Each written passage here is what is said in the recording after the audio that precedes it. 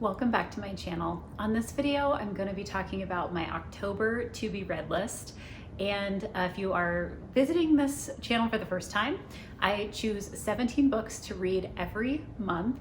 I'm trying to read 22 books each month in the calendar year 2022. And so I choose 17 books for my TBR pile, and then I add 5 books through what I call my alphabet challenge, which is a random selection of books that I choose from my Kindle based on an alphabet letter that I pick out of a container. So I do that live on this video, and I add 5 books to my pile of 17 to make up that 22 books that I'm gonna read this month. So I definitely went with a bit of a theme this October, and I chose a bunch of books that I consider to be a bit spooky.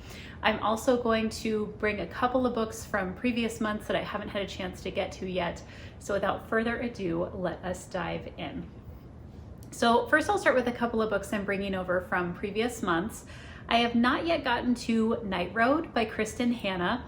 And this is a book that feels a little bit spooky to me because it does involve the shattering of a close-knit community after a car accident, I think, is part of this storyline. And there's basically a couple of teenagers, twins, and I believe the majority of the story is told from the perspective of their mother after there is kind of this incident that has a bunch of people kind of, I think, turning against each other. So a bit of a, definitely like a domestic drama, and looking forward to picking that up this month.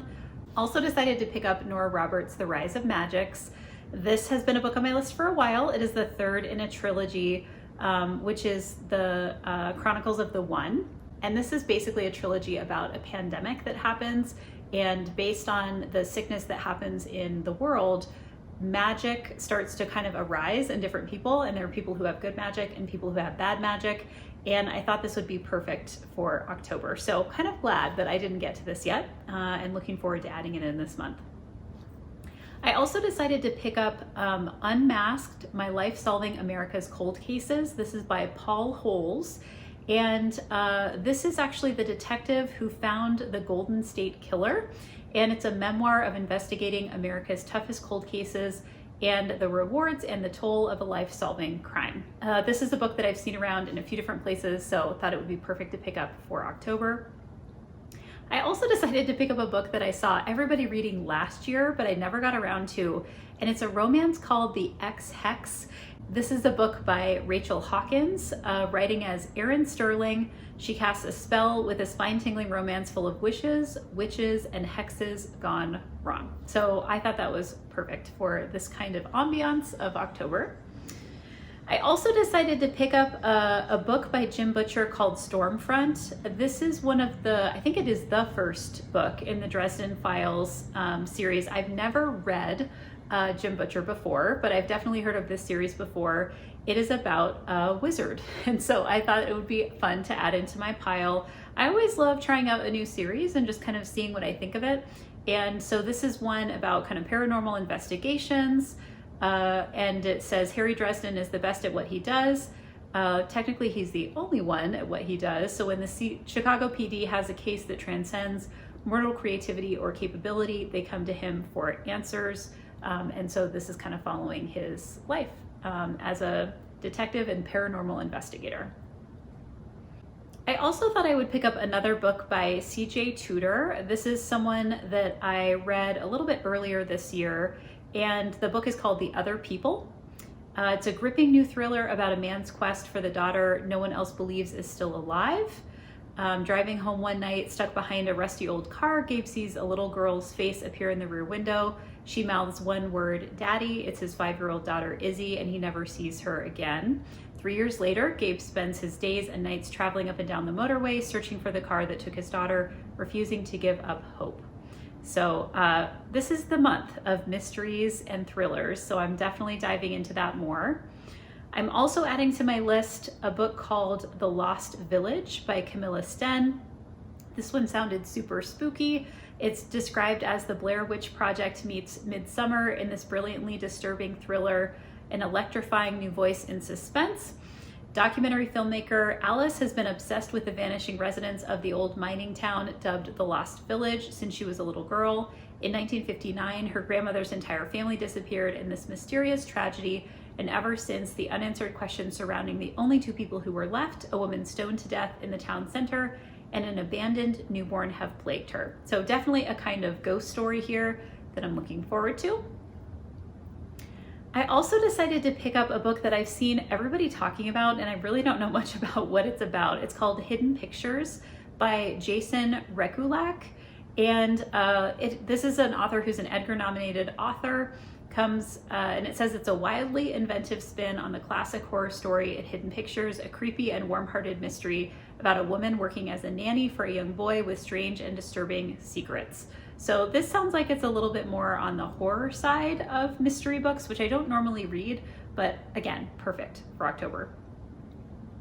I also decided to pick up a book called The Confessions of Franny Langton by Sarah Collins. This is a kind of murder mystery. It's about a servant and former slave who's accused of murdering her employer and his wife. It's a historical thriller that moves from a Jamaican sugar plantation to the fetid streets of Georgian London, and a remarkable literary debut. It's compared to Alias Grace by Margaret Atwood, if that's something that's been of interest to you. So looking forward to diving into that, a little bit of a historical mystery there. Also decided to add another nonfiction book to my pile. It's called The Cold Vanish, Seeking the Missing in North America's Wildlands by John Billman. This is a book that has been recommended for people who like John Krakauer, and it's basically an in-depth look at people who vanish in the wilderness without a trace, and then the characters who try to find them. So I'm already fascinated, and I'm excited to pick that one up too. It would not be a spooky month without adding a Riley Sager book to my pile, so I decided to pick up Lock Every Door. And this is a book that also I don't know very much about. The description says, no visitors, no night spent away from the apartment, no disturbing the other residents, all of whom are rich or famous or both. These are the only rules for Jules Larson's new job as an apartment sitter at the Bartholomew, one of Manhattan's most high-profile and mysterious buildings.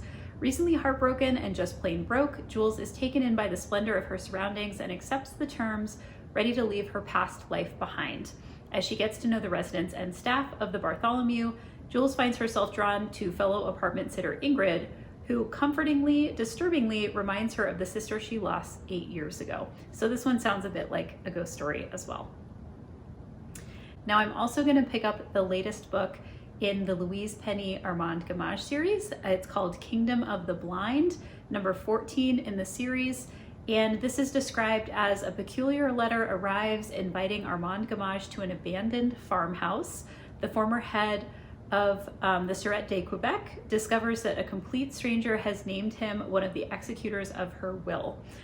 So it'll go on from there. I love all the books in this series so far, so really excited to pick that up. I also decided to pick up a book called Eliza and Her Monsters by Francesca Zappia. This is an author I don't think I've read before, and the description is, her story is a phenomenon, her life is a disaster. In the real world, Eliza Merck is shy, weird, and friendless. Online, she's Lady Constellation, the anonymous creator of the wildly popular webcomic Monstrous Sea. Eliza can't imagine enjoying the real world as much as she loves the online one, and she has no desire to try. Then Wallace Warland, Monstrous Sea's biggest fanfiction writer, transfers to her school. Wallace thinks Eliza is just another fan, and as he draws her out of her shell, she begins to wonder if a life offline might be worthwhile. So kind of a YA romance thrown in the mix. I also added Jennifer McMahon's The Winter People to my October pile. This takes place in West Hall, Vermont, which has been a town of strange disappearances and old legends. The most mysterious is that of Sarah Harrison Shea, who in 1908 was found dead in the field behind her house just months after the tragic death of her daughter. Now in present day, 19-year-old Ruthie lives in Sarah's farmhouse with her mother Alice and her younger sister. Alice has always insisted that they live off the grid, a decision that has weighty consequences when Ruthie wakes up one morning to find that Alice has vanished. And then there's a search for clues to find out what happened. So another kind of ghosty mystery there too. And then I also decided to pick up a book called The Chestnut Man. This is a book in translation by Soren Sveistrup, translated by Caroline Waite. And it is a heart-pounding debut from the creator of the hit Scandinavian television show The Killing, if you're familiar with that. And it says, if you find one, he's already found you. A psychopath is terrorizing Copenhagen. His calling card is a chestnut man, a handmade doll made of matchsticks and 2 chestnuts, which he leaves at each bloody crime scene. Examining the dolls, forensics make a shocking discovery, a fingerprint belonging to a young girl, a government minister's daughter who had been kidnapped and murdered a year ago. A tragic coincidence or something more twisted. So always love a good murder mystery this time of the year. And the last 2 books I have on my predetermined list will not be a surprise if you've been watching these videos for a while. They're the next couple books in the Wheel of Time series. So the first one is Winter's Heart, which is Wheel of Time book 9. And the second one is called Crossroads of Twilight, Wheel of Time book 10. So at this point in the year, my goal is actually to read all of Wheel of Time in 2022, and I have to double up and read, I think I have 6 books left, so 2 books a month in the remainder of the year. And those are the 2 that I'm planning to read in October. Okay, so next up, let me go ahead and choose my alphabet letter for my alphabet challenge to see what books I'm going to be pulling from my Kindle. And the letter I have chosen is the letter I. So I'm going to go ahead and go into my Kindle and go into the library and sort by alphabet so I can see how many iBooks I have in here. And I'm just gonna do a quick scan, and yes, it looks like there is plenty. So I'm gonna pick 5 books out of this list. And I already see one that I wanna pick because it's one that I've wanted to read for a while. It's called I Am Pilgrim, a thriller by Terry Hayes.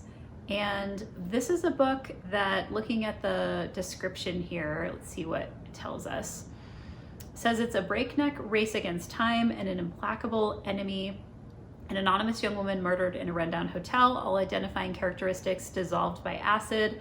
A father publicly beheaded in the blistering heat of a Saudi Arabian public square. A notorious Syrian biotech expert found eyeless in a Damascus junkyard. Smoldering human remains on a remote mountainside in Afghanistan. So it sounds like kind of an international thriller, maybe a spy thriller.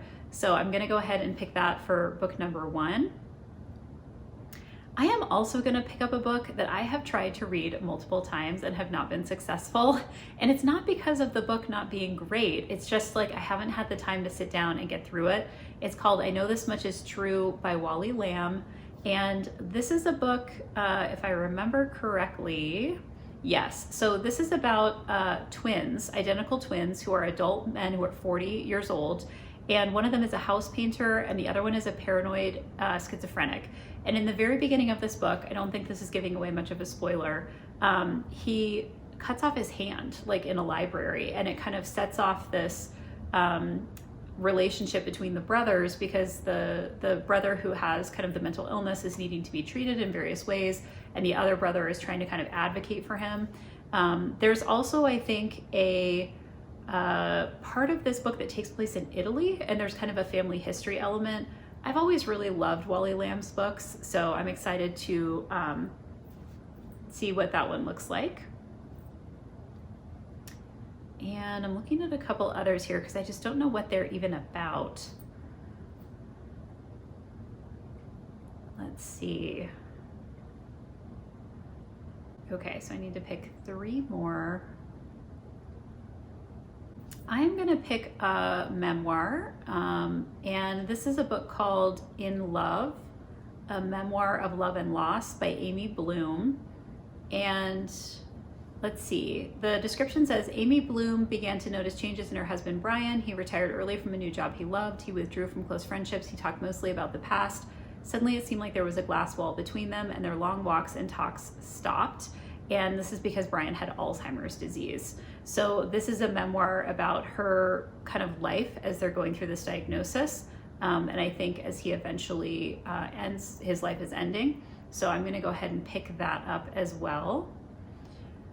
I'm also going to go ahead and pick up a book I've heard a ton about, and I don't really know what it is about. It's called In My Dreams I Hold a Knife by Ashley Winstead.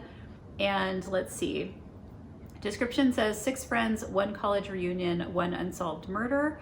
10 years after graduation, Jessica Miller has planned her triumphant return to her Southern elite Duquette University, down to the envious whispers that are sure to follow in her wake. Everyone is going to see the girl she wants them to see. Confident, beautiful, indifferent, not the girl she was when she left campus. Back when Heather Shelby's murder fractured everything, including the tight bond linking the 6 friends she'd been closest to since freshman year. This is a book that is blurbed by Riley Sager, so I think it's a perfect fit for me to read this month as well.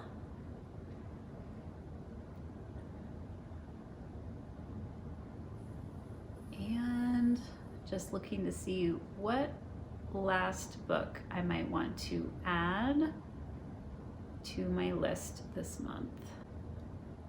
The last book that I'm going to add from my I section is called In the Unlikely Event. This is a book by Judy BLUME of YA fiction fame. And description is, let's see, she imagines and weaves together a vivid portrait of 3 generations of families, friends, and strangers whose lives are profoundly changed during one winter.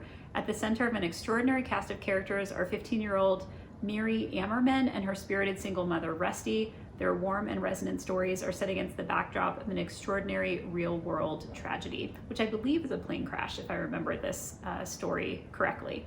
So those are going to be the 5 books that I choose to add to my pile in the month of October. I hope you'll come back at the end of this month and see what I was able to get through. And of course, I'd love if you would add your reads for the month of October down in the comments below. And until I see you again, happy reading.